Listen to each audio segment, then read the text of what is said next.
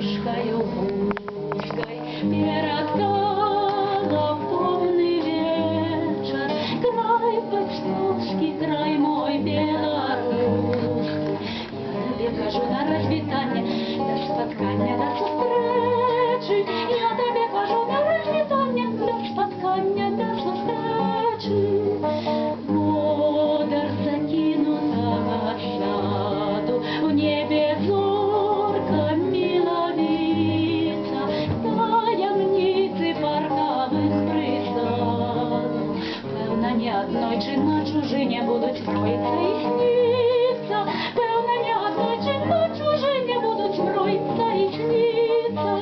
Розстань на розстанях країни, ранить думки, шлях обраны, прагне сердца родные мясины.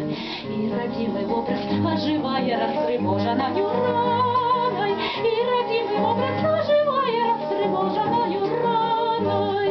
Дахи мястечок, стрехи вёсок, тропы замков и палацов, гонких храмов, звонких отголосок. Кличуть до себе, и немагчыма з гэтым краем развітацца. Кличуть до себе, и немагчыма з гэтым краем развітацца.